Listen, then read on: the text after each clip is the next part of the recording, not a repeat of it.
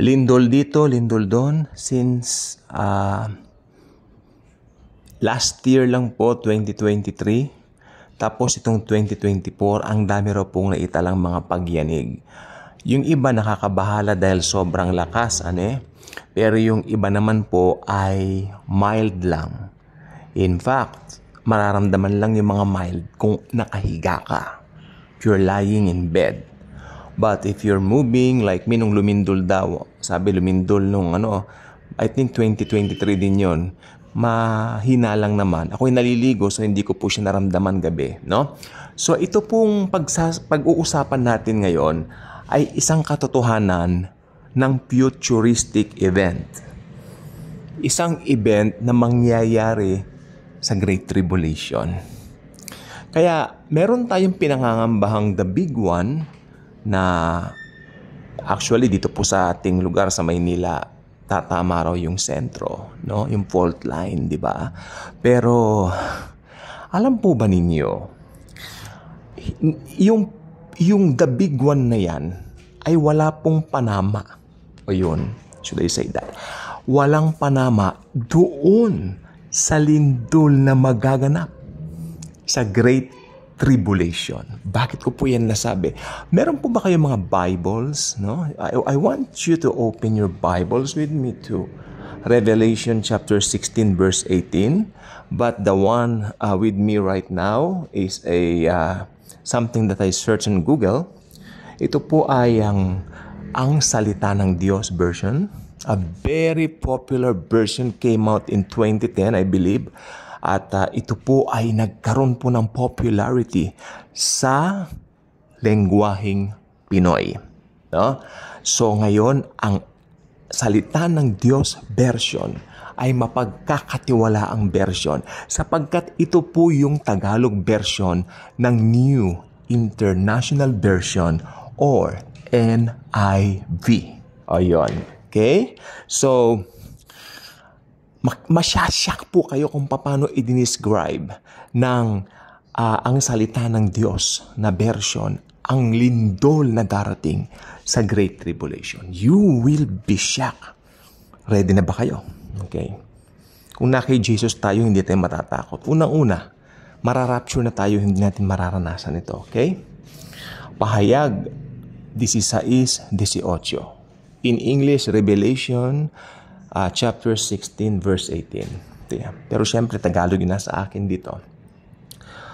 Nagkaroon ng mga sigawan, mga kulog at mga kidlat. Nagkaroon ng napakalakas na lindol. Simula ng magkatao ang daigdig ay hindi pa nagkaroon ng lindol na kasing laki at kasing lakas nito na nangyari sa lupa. Ang Panginoong Hesus na magpapala sa kanyang mga salita. Yan ang sinasabi ng ang salita ng Diyos version of the Bible, Tagalog.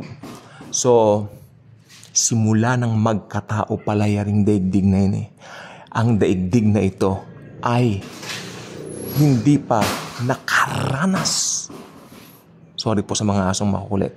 Hindi pa nakaranas ng ganitong kalakas na lindol. Actually, ginamitan siya ng term na kasing laki. Ibig sabihin, malaking lindol ito. Kaya sabi ko po kanina, yung big one na yan Ano lang po yan? Sisiw yan. Sisiw yan. Itong lindol na ito, tandaan po ninyo sa Great Tribulation, ito yung puot ng Diyos na hinahagis niya sa mga unbelievers during that time. So ito po yung mararanasan ng mga tumanggi sa krus ng Panginoong Hesukristo. Yung mga hindi naglagak sa Kanya ng pananampalataya sa tinapos niyang gawa sa krus ng Kalbaryo 2,000 years ago. Okay? So mahirap pong ma-left behind. Yung mga moving left behind, totoo po lahat yan. Yan ang mararanasan ng mga tatanggi sa krus ng Panginoong Hesukristo. Pag sinabi natin tumanggi sa krus ng Panginoong Hesukristo, these are the people who rejected the finished work of Jesus. May nag-aalok sa kanila na maniwala kay Jesus pero marami silang excuses. Bata pa naman ako, ganito ganyan, may relihiyon ako. Okay? So, mahirap pong ma-left behind. It's not something na madaling i-deal, lalo na pag nandoon ka mismo. So, the time for believing in Jesus is now. Decide for Jesus now. Put your trust on His finished work on the cross. Namatay siya para bayaran ang kasalanan ng buong sangkalupaan at buong sangtinakpan at ang buong sangsinukuban na ito. Sa krus lamang ni Jesucristo, magkakaroon ng lunas ang kasalanan. Hindi kailanman makakamtan ng tao ang kaligtasan kung wala ang krus ng Panginoong Jesucristo. Hindi po pananakot ang mga sinasabi ko dito at nung ibang nangangaral ng salita ng Panginoong Jesucristo. Ito ay concern. A big, big concern. Ito po ay ipinapanalangin ko, Lord, hindi ko po alam whether maniniwala sila o hindi. Actually, iba nga nagko-comment dito na blebless, pero at the same time, meron pong kulang na lang murahin ako. Huwag naman po ganon. Bad po yun. Ayaw ni Jesus yan. No? Dapat, kung hindi ka kung talagang tawag dito, kung talagang naghahanap ka ng truth, paniwalaan mo yung mga sinasabi ko dito sapagkat ito po ay pawang katotohanan at katotohanan lamang. Outside the Bible, sabi ko nga po sa nakaraang vlog, hindi ka makakaalaman o makakaalam ng patungkol kay Lord Jesus. If you want to know Jesus, go to the Bible alone. Sapagkat mahirap magtanong sa mga historian sometimes dahil they might give you the wrong Jesus.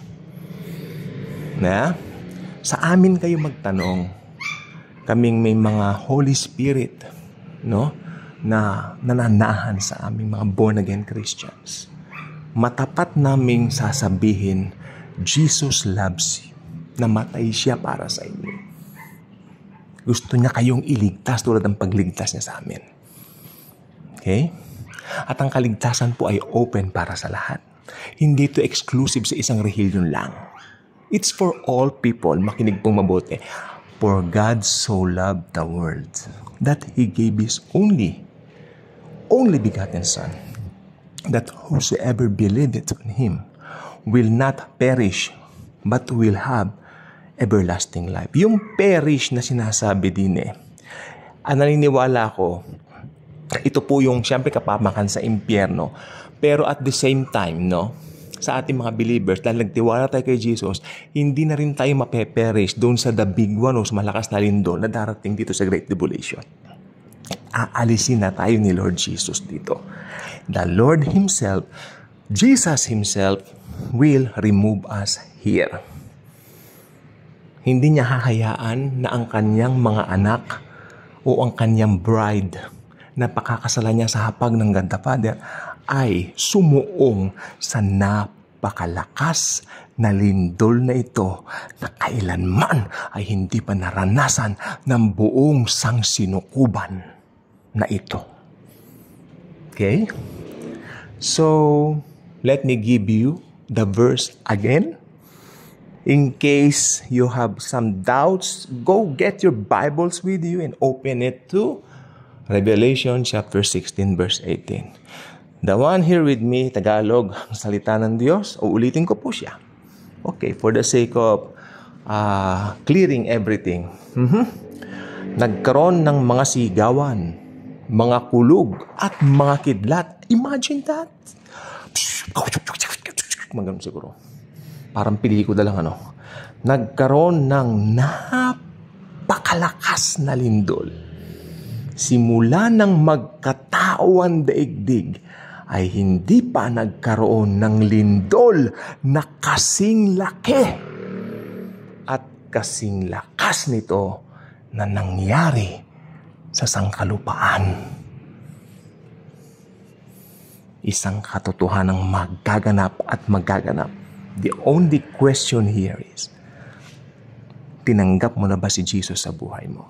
If yes, congratulations! Hindi mo mararanasan itong mga binasa natin. Hindi mo mararanasan ang malakas na lindol na ito. Sapagkat kung tumanggap ka na sa Panginoong Jesus as Lord and Savior, Jesus will remove you here bago dumating ang Antikristo at ang tribulation at ang Great Tribulation. Pag-ibig ni Lord Jesus lamang ang ating kailangan. Okay? So, huwag mong katakutan yan, kapatid ko, kay Jesus. Sapagkat, kung na kay Jesus ka na, ligtas ka na magpakailanman. Kaya kung ikaw ay hindi pa subscriber sa channel na ito, mag-subscribe ka na. I-click mo yung notification bell. Mangyari, i-share mo itong video sapagkat napakaraming kapakinabangan sa mga unsaved na tao ang video nito. Hinihintay ka ni Lord Jesus to share this sa ibang mga tao na nangangailangan din naman ng kaligtasan. Ang kaligtasan po ay huwag mong sakimin. Ito'y iting bahagi sa ibang mga tao. Niligtas tayo ni Lord Jesus para maging daluyan din naman ang pagpapala sa iba at higit sa lahat, maggamit niya tayo upang ipahayag ang ebanghelyo sa ibang mga tao. Salamat po in Jesus truly loves us all.